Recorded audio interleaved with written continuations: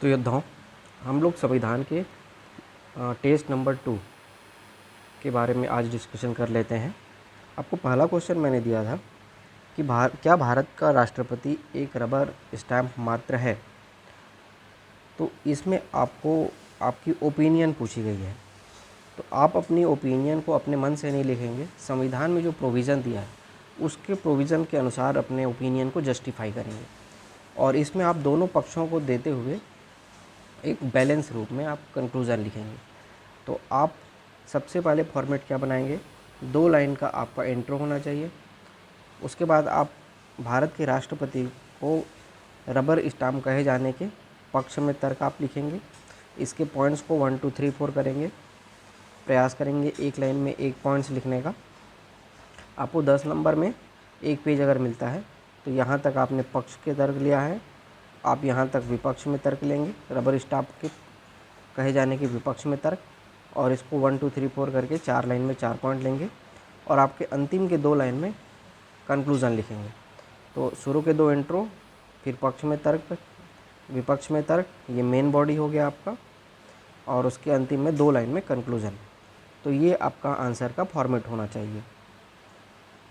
अब कंटेंट कहाँ पे होगा?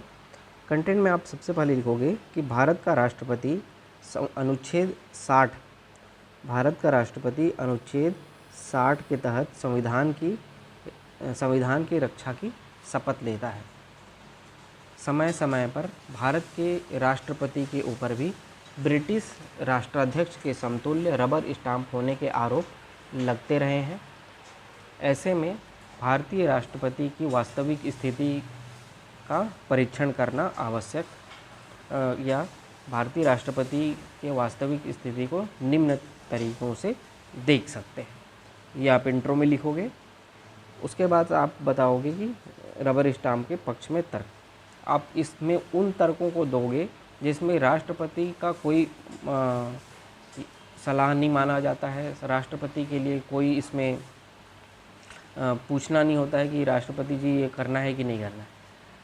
राष्ट्रपति के पास जो भी फॉर्म आता है उसमें वो साइन कर देंगे, उसमें वो कोई तर्क नहीं कर सकते, नहीं वो बोल सकते हैं कि ऐसा मत करो। तो ऐसे संविधान में तर्कों को आपको ढूंढना है और यहाँ पे लिखना है। तो सबसे पहला ही तर्क रहेगा कि कार्यपालिका शक्ति, अनुच्छेद 53 में दिया है कि भारत के कार्यपालिका के संबंध में औपचारिक शक्ति प्राप्त है, वास्तविक शक्ति प्रधानमंत्री के नेतृत्व वाला मंत्रिपरिषद के पास होती है। ये भी लिख दिए। चलो, मंत्रिपरिषदों के संबंध में अनुच्छेद 74 में क्या बोला गया है कि राष्ट्रपति मंत्रिपरिषद के परामर्श के अनुसार कार्य करने के लिए बाध्य है। यदि राष्ट्रपति ऐसा नहीं करता है तो इसे संवैधानिक संकट माना जाएगा। इतना लंबा चौड़ा लेने की ज़रूरत नहीं है, सीधा आप ये बताओगे कि राष्ट्रपति मंत्रिपरिषद के परामर्श के अनुसार कार्य करता है। सीधा एक सेंटेंस में अगर एक लाइन में लिखना हो तो अनुच्छेद 74 के अनुसार राष्ट्रपति मंत्रिपरिषद के परामर्श से ही कार्य करेगा। फिर आप बताओगे आपातकालीन शक्ति, आर्टिकल 352, देश में आपातकाल की घोषणा राष्ट्रपति मंत्रिमंडल के लिखित सिफारिश के आधार पर करती है तथा समापन में मंत्रिपरिषद, ये मंत्री नीचे होगा, छोटा होगा, गलत लिखे है मंत्री, तो मंत्री परिषद, और आपातकाल में ही आप ये गलत लिख रहे हो कि आप देखोगे संविधान में तो मंत्री परिषद और मंत्रिमंडल 2 शब्दों का इस्तेमाल किया गया है, और मंत्रिमंडल शब्द का प्रयोग आर्टिकल 352 में ही किया गया है। मात्र एक ऐसा जगह है जहाँ पे मंत्रिमंडल शब्द का प्रयोग किया गया है और बाकी सभी जगह मंत्री परिषद शब्द का प्रयोग किया गया है। अगर आप यहाँ पे आर्टिकल 352 लिख रहे हो तो आपको यहाँ पे मंत्री परिषद नहीं लिखना चाहिए, आपको यहाँ पे मंत्रिमंडल लिखना चाहिए।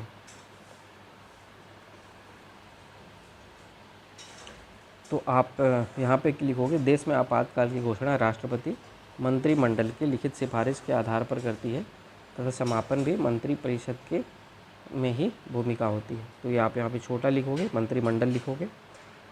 विधेयकों के संबंध में आर्टिकल 111 में जो वीटो मिला है इसके तहत भी आप लिख रहे हो, लेकिन यहाँ पे ये मत लिखो, आर्टिकल पूरा 111 आपका इसमें नहीं आएगा। आप सिर्फ बताओगे कि 44वें संविधान संशोधन 1978 में जोड़ा गया कि राष्ट्रपति संसद से पारित अधिनियम को पुनः विचार के लिए एक बार लौटा सकता है, किंतु पुनः पारित होने पर उसे अनुमति देने के लिए बाध्य है। तो ये आप आर्टिकल 111 मत करो, क्योंकि आर्टिकल 111 में 3 प्रोविज़न है, तो सिर्फ निलंबन वाला जो प्रोविज़न है उसी में ही ये आएगा, बाकी वीटो में तो ऐसा कोई प्रोविज़न नहीं है। तो आप ये भी लिख सकते हो, लिख भी दिए तो कोई दिक्कत नहीं है, अच्छा है आपने प्रोविज़न लिखा, लेकिन आपके पास स्पेस भी होना चाहिए। आपके पास एक लाइन में एक ही प्रोविज़न लिखने के लिए स्पेस है। फिर आप देखोगे संवैधानिक प्रमुखों की नियुक्ति। राष्ट्रपति क्या करता है? चुनाव आयुक्त, संघ लोक सेवा अध्यक्ष, राज्यपाल, सीएजी, महान्यायवादी और सर्वोच्च न्यायालय के न्यायाधीश, उच्च न्यायालय के न्यायाधीश की नियुक्ति एक समिति के सिफारिश के अनुसार करता है। तो यहाँ पे जो संवैधानिक प्रमुखों की नियुक्ति में राष्ट्रपति का कोई राय नहीं होता है। यहाँ पे वो विशुद्ध रूप से एक समिति द्वारा जो सलाह दिया जाता है उसके हिसाब से वो नियुक्ति करता है। तो यहाँ पे भी इसका कोई राय नहीं है, तो यहाँ पे भी वो रबर स्टाम्प की तरह काम कर रहा है। फिर देखो राष्ट्रपति, ये तो नहीं लिखना पड़ेगा, आप ये इंट्रो में ही लिखोगे। तो ये पॉइंट्स आपका, ये पॉइंट्स आपका, ये पॉइंट्स आपका, ये पॉइंट्स आपका, ये सारे पॉइंट्स आप लिखेंगे। उसके बाद आप दे रहे हो कि रबर स्टाम्प के विपक्ष में तर्क। तो राष्ट्रपति के विवेकाधीन शक्तियाँ आप देखोगे, संविधान में दिया गया है कुछ शक्तियाँ विवेकाधीन हैं। तो राष्ट्रपति की जो विवेकाधीन शक्तियाँ हैं उसमें वो अपने विवेक से काम करते हैं। उसके लिए वो मंत्रिमंडल के या मंत्रिपरिषद के सिफारिश पे काम नहीं करते हैं, वो अपने मन से काम करते हैं। तो वो सब प्रोविज़न जिसमें वो अपने मन से काम करते हैं, मतलब वहाँ पे वो रबर स्टाम्प नहीं है, वहाँ पे वो सक्रिय भूमिका निभा रहे हैं। तो यहाँ पे आप क्या करोगे कि इसको विपक्ष के तर्क में शामिल करोगे। तो राष्ट्रपति किसी दल का स्पष्ट बहुमत न होने पर प्रधानमंत्री या सरकार का चयन या प्रधानमंत्री का चयन, राष्ट्रपति का विवेकाधिकार हेडिंग न देकर आप ये देखो ला लो यहाँ पे प्रधानमंत्री का चयन। तो प्रधानमंत्री का चयन में आप डालो कि वो प्रधानमंत्री की नियुक्ति करता है अपने अनुसार, जो भी उसको लगता है। सबसे बड़ी पार्टी अगर नई कोई उभर के आई है और तो इसके अपने अनुसार वो पार्टियों को बुलाता है सरकार बनाने के लिए, और प्रधानमंत्री भी नियुक्त करता है और बोलता है कि आप अपनी बहुमत को सिद्ध करिए। तो जैसा कि इन्होंने एग्जाम्पल भी दिया है कि नीलम संजीव रेड्डी ने 1979 में चरण सिंह को प्रधानमंत्री नियुक्त कर दिया था, क्योंकि उस समय किसी को ही बहुमत नहीं मिला था। तो राष्ट्रपति ने अपने विवेक से सरकार का चयन किया। अब देखो यहाँ पे भी राष्ट्रपति की वीटो शक्ति के बारे में आप लिखे हो, जिसमें आप पॉकेट वीटो के बारे में लिख रहे हो। तो इसीलिए मैं आपको पक्ष के तर्क में 111 लिखने के लिए सीधा नहीं बोल रहा था। तो यहाँ पे क्या होता है, पॉकेट वीटो का प्रयोग किसी अधिनियम पे अनिश्चित काल के लिए वो रोक सकता है, जैसे ज्ञानी जैल सिंह ने संसद द्वारा पारित डाक संशोधन विधेयक पर किया था। ये ठीक है। आजीवन कारावास की सज़ा, राष्ट्रपति अब्दुल कलाम ने 2006 में राजस्थान के खिराज राम के फांसी की सज़ा को गृह मंत्रालय के सिफारिश के विरुद्ध जाकर उम्र कैद में बदल दिया था। तो यहाँ पे भी उन्होंने अपने मन से काम किया। मंत्रिपरिषद, यहाँ पे आप मंत्री छोटा लिखोगे। मंत्रिपरिषद का पर नियंत्रण, राजीव गांधी सरकार के समय राष्ट्रपति ने राज्य मंत्री के तिवारी को बर्खास्त करने की धमकी करने को कहा, अन्यथा सरकार गिराने की धमकी दी।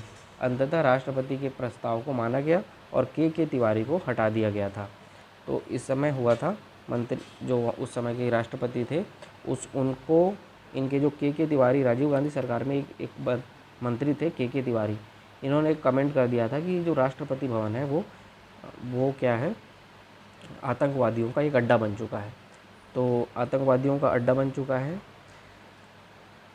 जिसके कारण राष्ट्रपति को ख़राब लगा और वो राजीव गांधी सरकार को बोले कि आप क्या करो, इनको मंत्री परिषद से हटाओ, नहीं तो मैं आपका सरकार को बर्खास्त कर दूंगा। तो उन्होंने क्या किया, इस मंत्री को हटा दिया। तो इस यहाँ पे भी राष्ट्रपति अपने मन से काम किए। राष्ट्रपति शासन को निरस्त, 1997 में क्या हुआ, उत्तर प्रदेश के कल्याण सिंह सरकार को तत्कालीन राष्ट्रपति के नारायण ने इंद्र कुमार गुजराल की मोर्चा सरकार की सिफारिश को मानने से मना कर दिया और वहाँ पे राष्ट्रपति शासन लगाने से भी मना कर दिया था। तो इस अपने सेंटेंस को इस तरीके से फ्रेम कीजिए कि सारा सेंटेंस आ जाए, सब कुछ लिखने की ज़रूरत नहीं है। जैसे आपने यहाँ पे कुमार गुजराल सरकार लिख रहे हैं तो ठीक है, उतना ही पर्याप्त है, तो 2-4 वर्ड को आप काट सकते हो। इसके बाद आपने लिखा प्रधानमंत्री का राष्ट्रपति सूचना तो यहाँ पे आप सीधा लिख सकते हो अनुच्छेद 78। अगर ज़्यादा आपको हेडिंग लंबा लग रहा है, स्पेस की प्रॉब्लम है, तो आर्टिकल 78 लिख सकते हो, जिसमें क्या होता है कि आप यहाँ पे सीधा एक सेंटेंस भी लिख सकते हो कि राष्ट्रपति अनुच्छेद 78 के तहत सरकार के कार्यों के ब्यौरा लेने के लिए प्रधानमंत्री को सूचना या प्रधानमंत्री से सरकार की कार्यवाहियों के बारे में जानकारी मांग सकता है।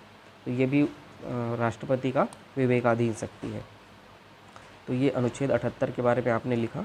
उसके बाद आप बता दोगे एक कंक्लूज़न में कि कंक्लूज़न के लिए आपको 2 से 3 लाइन होगा। जैसे यहाँ पे मैंने बताया है कि पूर्व राष्ट्रपति आर वेंकटरमन ने राष्ट्रपति की तुलना इमरजेंसी लाइट से की है, अर्थात जब सरकार संविधान के अनुसार चल रही है तब देश में इमरजेंसी लाइट रूपी जो राष्ट्रपति हैं वो निष्क्रिय रहते हैं, असक्रिय रहते हैं या निष्क्रिय रहते हैं। और या फिर आप बोल सकते हो जो टॉपिक का ही हमारे टॉपिक क्वेश्चन का टॉपिक है, यहाँ पे आप बोल सकते हो रबर स्टैम्प की भूमिका में होते हैं, पर जब सरकार संविधान के अनुरूप नहीं चल रही होती है उस समय इमरजेंसी लाइट रूपी राष्ट्रपति सक्रिय हो जाते हैं और उपरोक्त तथ्यों और सक्रिय हो जाते हैं और इमरजेंसी लाइट रूपी राष्ट्रपति सक्रिय भूमिका में सरकार का संचालन करते हैं, ऐसा आप लिख सकते हो। उपरोक्त तथ्यों से स्पष्ट है कि आवश्यकता पड़ने पर राष्ट्रपति प्रमुख रूप से आगे आते हैं। तो इन्होंने अपने आंसर को जस्टिफाई किया।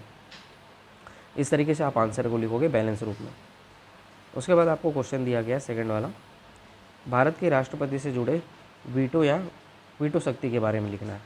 तो सबसे पहले तो आप बताओगे कि संविधान के रक्षक होने के नाते आर्टिकल 111 के तहत राष्ट्रपति को वीटो शक्ति प्रदान की गई है कि विधायिका द्वारा पारित विधेयक को अधिनियम बनाना है कि नहीं बनाना है। उस अधिनियम बनाने से कि विधायिका द्वारा पारित असंवैधानिक विधेयकों, यहाँ पे विधायिका द्वारा पारित असंवैधानिक लिखना, असंवैधानिक विधेयकों को अधिनियम बनने से रोक सके। तो यहाँ पे एक शब्द छूटा है, असंवैधानिक विधेयकों को आपको लिखना चाहिए। उसके बाद आप लिखोगे कि वीटो शक्ति दिए जाने के कारण 2 कारण हैं। आपने ए पॉइंट लिखा और बी पॉइंट लिखा। ए पॉइंट में आपने बताया है कि संसद की जल्दबाजी और सही ढंग से पर्याप्त विचार विमर्श न किए गए विधान को रोकना, किसी असंवैधानिक विधान को रोकना जो संविधान की मूल भावना के विपरीत हो। तो ये 2 कारण से वीटो शक्ति दिया गया है।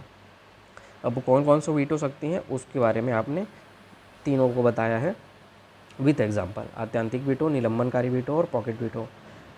इसको विषय क्या है, प्रयोग कब किया जाता है और इसका एक एक उदाहरण। तो 3 लाइन को इस तरीके से आपने अच्छे से स्पेस को यूटिलाइज़ किया। और हम लोगों ने मैंने आपको डेली टारगेट वीडियो में बताया था कि आर्टिकल 201 के तहत उन विधेयकों पे राष्ट्रपति की शक्ति होती है जो राज्य के विधेयकों पर जब राज्यपाल उनको अनुमति देने के लिए राष्ट्रपति के लिए जब सुरक्षित रख लेता है, ये राज्यपाल की शक्ति है अनुच्छेद 200 में। और जब वो विधेयक राष्ट्रपति के पास जाता है तो राष्ट्रपति उसमें क्या निर्णय लेंगे, ये आर्टिकल 201 के तहत बताया गया है। तो ये कंप्लीट आंसर था, बहुत अच्छा है। तो इस तरीके से अब हम लोग इसके अपवाद के बारे में भी देख दिया। तो तीसरे क्वेश्चन में हम लोग देख रहे हैं कि भारत के राष्ट्रपति के क्षमादान शक्तियों का वर्णन करना है। तो संविधान के अनुच्छेद 72 में राष्ट्रपति को उन व्यक्तियों को क्षमा करने की शक्ति प्रदान की गई है जो निम्न मामलों में किसी अपराध के लिए दोषी करार दिए गए हैं। ये रिपीट हो गया, ये आप काट दो।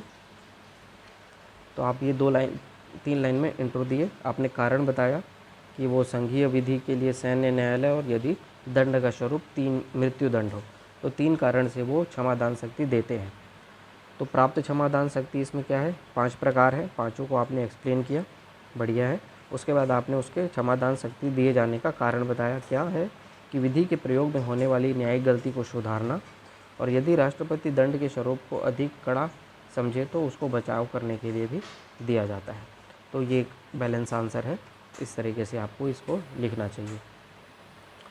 उसके बाद आपको क्वेश्चन दिया गया है कि भारत के राष्ट्रपति के निर्वाचन की प्रक्रिया बताना है। तो आपको सबसे पहले पता होना चाहिए कि भारत के निर्वाचन की प्रक्रिया अनुच्छेद 55 में दिया गया है। अनुच्छेद 55 में राष्ट्रपति के निर्वाचन की प्रक्रिया का वर्णन किया गया है। तो इसमें आपको निर्वाचन की प्रक्रिया, इसको पहले लिखना चाहिए था, ये वाला आप पहले लिखो, निर्वाचन प्रक्रिया आनुपातिक प्रतिनिधित्व प्रणाली और एकल संक्रमणीय मत और गुप्त मतदान, एकल आनुपातिक प्रतिनिधित्व प्रणाली, एकल संक्रमणीय मत और गुप्त मतदान द्वारा 50 अनुमोदक और 50 प्रस्तावक आवश्यक होते हैं निर्वाचन प्रक्रिया में। उसके बाद आप हेडिंग दो निर्वाचक मंडल, निर्वाचक मंडल ब्रैकेट में दो आर्टिकल 54, इसमें आप बताओ कौन कौन संसद के दोनों सदनों के निर्वाचित सदस्य, राज्यों के तथा दिल्ली पुडुचेरी के विधानसभा के निर्वाचित सदस्य इसके निर्वाचक नामावली निर्वाचक मंडल में शामिल होते हैं, जो आर्टिकल 54 में दिया गया है। तो ये वाला थोड़ा सा ऑर्डर को बदल लेना है। उसके बाद आप न्यूनतम कोटा के बारे में बताए हो, मत का मूल्य बताए हो, विधायक के और सांसद के मत का मूल्य का फॉर्मूला लिखे हो, वेरी गुड है। उसके बाद आपने एकल संक्रमणीय मत के बारे में भी थोड़ा सा एक्सप्लेन किया है, बढ़िया है, आंसर आपका बैलेंस है। उसके बाद हमने क्वेश्चन पूछा है नीति निर्देशक तत्व क्या है, इसकी प्रकृति एवं महत्व को बताइए। तो आपको नीति निर्देशक तत्व का डिफिनेशन अच्छे से थोड़ा सा प्रॉपर पता होना चाहिए, तो आप ये ज़रूर इस डेफिनेशन को फॉलो करो। इसमें लिखा हुआ है कि भारतीय संविधान के भाग 4, आपको यहाँ पे लिखना चाहिए, भारतीय संविधान के भाग 4 के अनुच्छेद 36 से 51 तक नीति निर्देशक तत्वों का उल्लेख है। ये वे मार्गदर्शक सिद्धांत हैं जो राज्य को बताते हैं कि उसे सामाजिक न्याय तथा व्यक्ति की गरिमा सुनिश्चित करने हेतु नैतिक दृष्टि से किन पक्षों पर बल देना चाहिए। यह आयरलैंड से प्रभावित है। नीति निर्देशक तत्व और मूल अधिकार संविधान की आत्मा है, ये कहा था ग्रेनविल ऑस्टिन ने। तो आपने 4 लाइन में डिफाइन किया। उसके बाद आपको मैंने क्या बोला है शुरू से ही कि क्वेश्चन में जितने टॉपिक पूछते हैं उतने हेडिंग आपके आंसर में बनने चाहिए। तो सबसे पहले बोला है क्या है, नीति निर्देशक तत्व क्या है, इसका डिफिनेशन बताना है, प्रकृति क्या है ये बताना है, और महत्व क्या है ये बताना है। तो आपके 3 हेडिंग आंसर में बनने चाहिए। तो आपने एक हेडिंग में डिफिनेशन बताया, दूसरे हेडिंग में आपने प्रकृति बताया। प्रकृति में आप बताओगे कि ये गैर न्यायोचित है, मार्गदर्शक सिद्धांत है और संवैधानिक मान्यता क्या है वो भी इसकी थोड़ी से बताया है। उसके बाद आपने महत्व बताया है, सामाजिक आर्थिक प्रजातंत्र की स्थापना। यहाँ पे मैं थोड़ा सा कॉन्सेप्ट की क्लैरिटी लाऊंगा कि हमारे संविधान में मूल अधिकार जो है, फंडामेंटल राइट जो है, यहाँ ये हमारे देश में क्या स्थापित करता है, राजनीतिक लोकतंत्र, पॉलिटिकल डेमोक्रेसी इस्टाब्लिश कौन करता है, फंडामेंटल राइट। और वही डीपीएसपी नीति निर्देशक तत्व क्या स्थापित करता है, सामाजिक आर्थिक लोकतंत्र, सोशल इकोनॉमिक डेमोक्रेसी। तो हमारे डीपीएसपी संविधान में जो दिया है वो हमारे देश में स्थापित करता है सामाजिक आर्थिक लोकतंत्र, और फंडामेंटल राइट इस्टाब्लिश करता है राजनीतिक लोकतंत्र। तो ये आप जब लक्ष्मीकांत के बुक पढ़ रहे होंगे तो आपको मिला होगा, आपने ध्यान नहीं दिया होगा तो आप ये बिल्कुल ध्यान देना, प्रीलिम्स में 2-3 बार पूछ चुका है, तो आप ये ऑब्जेक्टिव क्वेश्चन के लिए हमारे लिए इंपॉर्टेंट होता है। तो फंडामेंटल राइट हमारे राजनीतिक लोकतंत्र की स्थापना करता है और डीपीएसपी हमारे में सामाजिक आर्थिक लोकतंत्र की स्थापना करता है। तो ये क्लियर होना चाहिए आपका। इसी को ही महत्व में हमने लिखा है कि सामाजिक आर्थिक लोकतंत्र की स्थापना करता है, आर्थिक न्याय की स्थापना करता है, राज्य को निर्देश देता है, कल्याणकारी राज्य की स्थापना करता है, निरंकुशता को प्रतिरोध करता है, सरकार का मूल्यांकन करता है, मूल अधिकार का पूरक है। तो ये आपने महत्व बता दिया, प्रकृति बता दिया। फिर आपको क्वेश्चन मिला है कि नीति निर्देशक तत्वों का आलोचनात्मक परीक्षण करना है। तो जब भी आपको बोला है आलोचनात्मक परीक्षण करना है तो आपको इसके सकारात्मक और इसके नकारात्मक दोनों पक्षों को बताते हुए एक निष्कर्ष देना होता है। तो इसमें क्या किया आपने, नीति निर्देशक तत्वों का इंट्रो दिया कि कौन कौन से आर्टिकल में दिया हुआ है ये, और ये बताया कि राज्य को सामाजिक आर्थिक प्रजातंत्र की स्थापना हेतु निर्देश है। इसे निम्न नकारात्मक और आलोचनात्मक पक्ष हैं, ऐसा नहीं बोलना चाहिए, या इसकी आलोचनात्मक परीक्षण को निम्न बिंदुओं पे देख सकते हैं। तो इसके सकारात्मक पक्ष क्या है, ये हमारा मार्गदर्शक सिद्धांत है, हमारा संविधान को बोलता है ना, सरकार को बोलता है कि आपको क्या करना है। सामाजिक आर्थिक लोकतंत्र की स्थापना करता है, आर्थिक न्याय की स्थापना करता है। जो भी इसके महत्व थे वो सारे पॉइंट्स इसके सकारात्मक पक्ष में आ जाएंगे। काम, शिक्षा, लोक सहायता का अधिकार देता है, काम के लिए न्यायोचित मानवीय दशा देता है, निःशुल्क अनिवार्य शिक्षा का प्रावधान करता है। और उसी तरीके से इसके आलोचनात्मक में नकारात्मक पक्ष हम लोग लिखेंगे। आलोचनात्मक पक्ष हमने इसमें लिखा है, या नकारात्मक पक्ष भी लिख सकते थे। तो आप यहाँ पे क्या दिए हो कि ये गैर न्यायोचित है, मतलब इसके हनन पे आप सर्वोच्च न्यायालय नहीं जा सकते हो। जैसे हम लोग फंडामेंटल राइट के हनन पे हम लोग कहाँ जाते हैं, सर्वोच्च न्यायालय जाते हैं, लेकिन इसके हनन पे हम लोग सर्वोच्च न्यायालय नहीं जा सकते, तो ये गैर न्यायोचित है। और समय सीमा तय नहीं है कि इसको कब तक लागू किया जाएगा।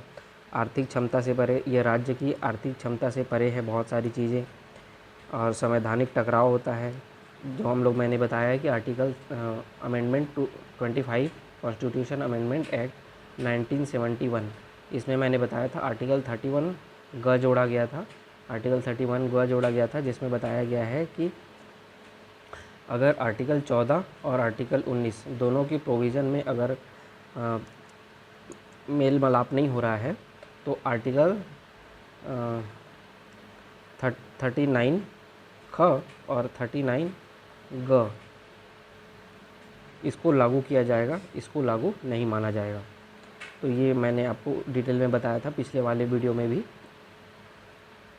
तो संवैधानिक टकराव भी होता है, तर्कहीन व्याख्या भी किया जाता है। इस तरीके से नेगेटिव इसके जितने आप बता सकते हैं वो आप बताएंगे। और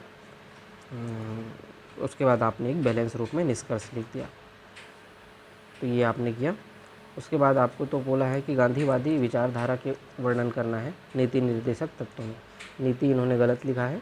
नीति निर्देशक तत्वों के बारे में आपको संविधान में जहाँ जहाँ प्रोविज़न है, आर्टिकल 40, आर्टिकल 43, 43 ख, 46, 47, 48, ये आर्टिकल आपको रटे होने चाहिए जो गांधीवादी विचारधारा के हैं। हेडिंग आर्टिकल डाल के इसी तरीके से आपने लिखना था। तो ये क्वेश्चन आपको इसी तरीके से बनाना था। अब एक इंग्लिश वाली कॉपी देख लेते हैं। Is president of India is rubber stamp.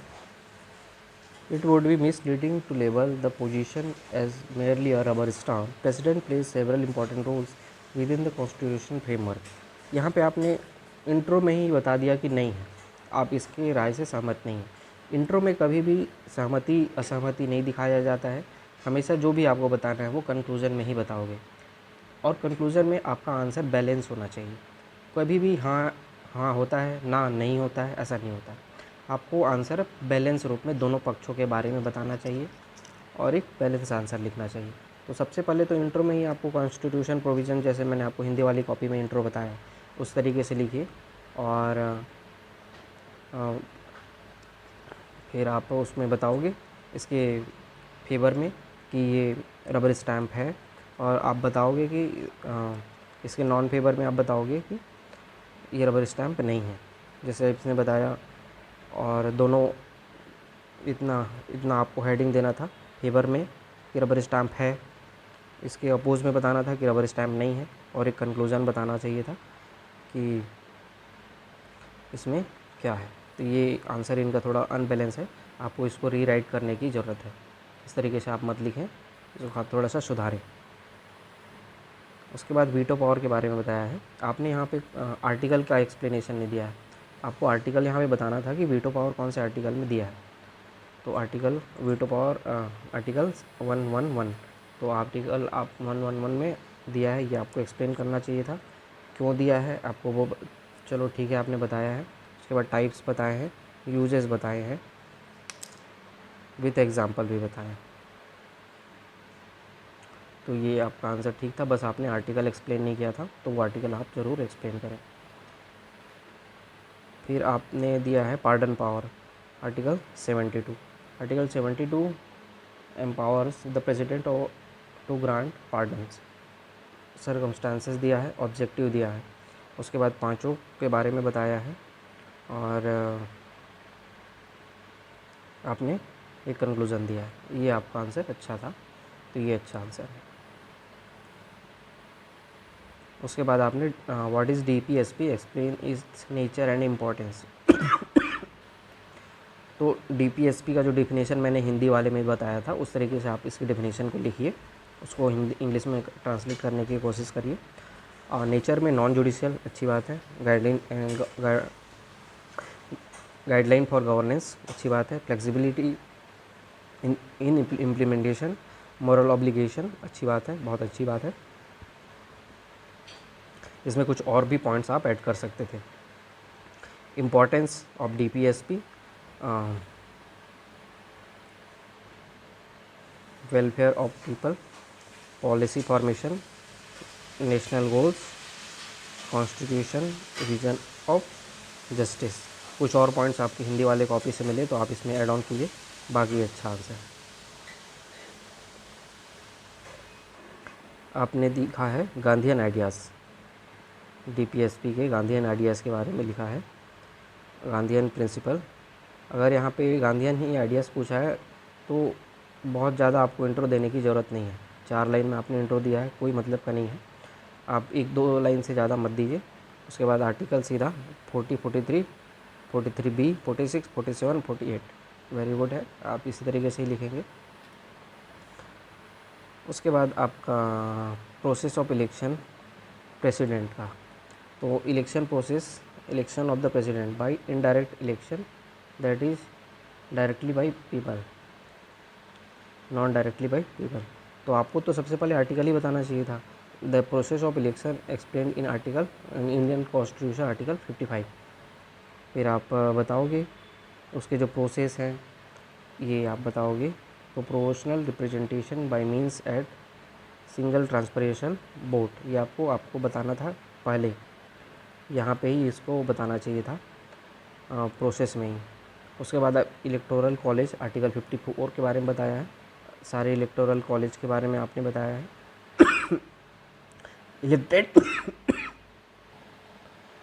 Elected member of both house of parliament, elected member of the legislative assembly of states, elected member of legislative assembly of union territories of Delhi and Puducherry. ठीक है, आप प्रयास करें कि इसको थोड़ा सा 2 से 3 लाइन में ही पढ़ें, 4 लाइन तक ना ले जाए।